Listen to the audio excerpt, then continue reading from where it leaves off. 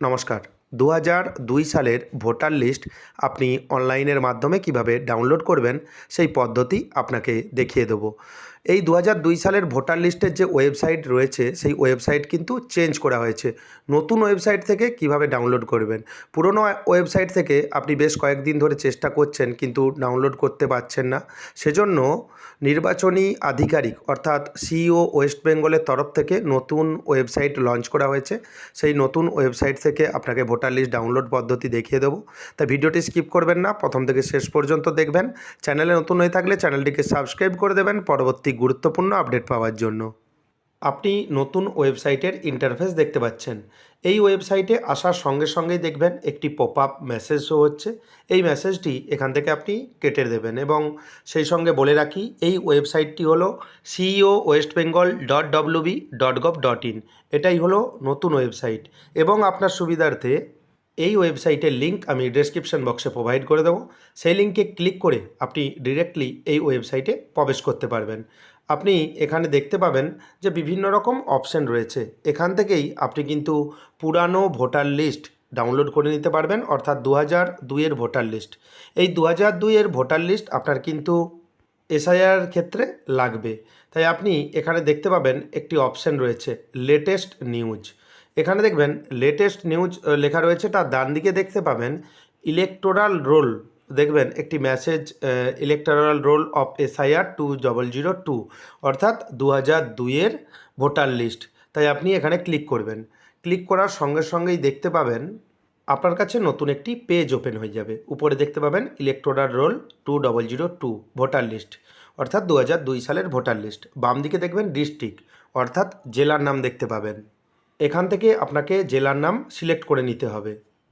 ২০০২ সালে আপনি যেই জেলাতে ভোট দিয়েছিলেন সেই জেলা কিন্তু সিলেক্ট করবেন। অনেক জেলা কিন্তু বিভক্ত হয়ে গেছে বা ভাগ হয়ে গেছে, অনেক বিধানসভা চেঞ্জ হয়ে গেছে। আপনাকে মনে রাখতে হবে যে ২০০২ সালে আপনি কোন জেলাতে ভোট দিয়েছিলেন। তাই এখান থেকে জেলার নাম আপনি সিলেক্ট করবেন।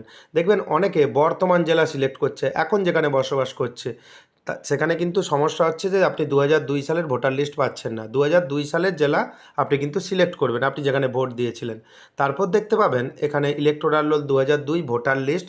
বাম দিকে দেখবেন এসি নাম্বার, অ্যাসেম্বলি কনস্টিটিউয়েন্সি বা নির্বাচনী ক্ষেত্রের নাম্বার। ডান দিকে দেখতে পাবেন এসি নেম, নির্বাচনী ক্ষেত্রের নাম দেখতে পাবেন। আপনি আপনার নির্বাচনী ক্ষেত্রের নাম এখান থেকে সিলেক্ট করে দেবেন। মনে রাখবেন ২০০২ সালে যেই নির্বাচনী ক্ষেত্রে আপনি ভোট দিয়েছিলেন সেটা কিন্তু আপনি সিলেক্ট করবেন। আপনি ২০২৫-এ হয়তো চেঞ্জ হয়ে গেছে, ২০২৫-এ সিলেক্ট করছেন, সেক্ষেত্রে কিন্তু হবে না। আপনি ২০০২-এ যেখানে ভোট দিয়েছিলেন সেটা সিলেক্ট করবেন। সিলেক্ট করার পর দেখতে পাবেন ইলেকটোরাল রোল ২০০২। এখানে আপনি যেই এসি নেম সিলেক্ট করেছিলেন তার মধ্যে কতগুলো বুথ রয়েছে, বাম দিকে বুথ নম্বর দেখতে পাবেন এবং পোলিং স্টেশন নেম, যেখানে ভোট দিয়েছিলেন, যেই স্কুলে বা প্রতিষ্ঠানে ভোট দিয়েছিলেন সেই স্কুল বা প্রতিষ্ঠানের নাম এখানে দেখতে পাবেন। সেই সঙ্গে ডান দিকে দেখতে পাবেন ফাইনাল রোল। এই সব তথ্য আপনার যদি না জানা থাকে, আপনার কাছাকাছি বা আপনার বাড়ির পাশাপাশি যারা এইসব সম্বন্ধে জানে ওনাদের দিকে একটু জিজ্ঞেস করে নেবেন যে ২০০২-এ আমার ভোট কোথায় ছিল বা ২০০২-এ আমার বাবার ভোট কোথায় ছিল। তারা কিন্তু খুব সহজেই বলে দিতে পারবেন এবং যেই স্কুলে আপনার ভোট ছিল তার সোজাসুজি ফাইনাল রোলের যে অপশান রয়েছে ফাইনাল রোল অপশানে ক্লিক করবেন। ক্লিক করার সঙ্গে সঙ্গে দেখবেন একটি ক্যাপচা শো হচ্ছে। এন্টার টেক্সটের জায়গায় যেই ক্যাপচা শো হচ্ছে সেই ক্যাপচা দেবেন। ক্যাপচাকে ভেরিফাই করতে হবে, সেজন্য আপনাকে নিচে দেখতে পাবেন একটি ভেরিফাই অপশান রয়েছে। আপনি ভেরিফাই অপশানে ক্লিক করবেন। ভেরিফাই অপশানে ক্লিক করার সঙ্গে সঙ্গেই ভোটার লিস্টের পিডিএফ কপি কিন্তু ডাউনলোড হয়ে যাবে।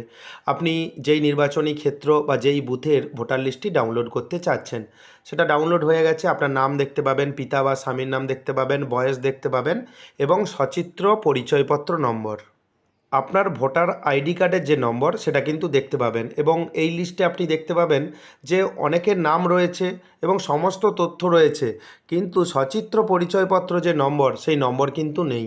আপনার ভয় পাওয়ার কোনো রকম দরকার নেই। এনুমারেশন ফর্মে দেখতে পাবেন যে সচিত্র পরিচয়পত্রর যে নাম্বার রয়েছে সেটা অ্যাভেলেবল আছে কিনা। যদি অ্যাভেলেবল থাকে দেবেন, যদি না অ্যাভেলেবল থাকে দেওয়ার কোনো রকম দরকার নেই, যেহেতু আপনার ২০০২ সালে ভোটার লিস্টে নাম রয়েছে। ভিডিওটি কেমন লাগলো জানাবেন। ভিডিওটি যদি ভালো লাগে ভিডিওটি লাইক করে দেবেন, বন্ধুদের মধ্যে বেশি বেশি করে শেয়ার করবেন। পরবর্তী গুরুত্বপূর্ণ আপডেট পাওয়ার জন্য চ্যানেলটিকে সাবস্ক্রাইব করে দেবেন। ধন্যবাদ।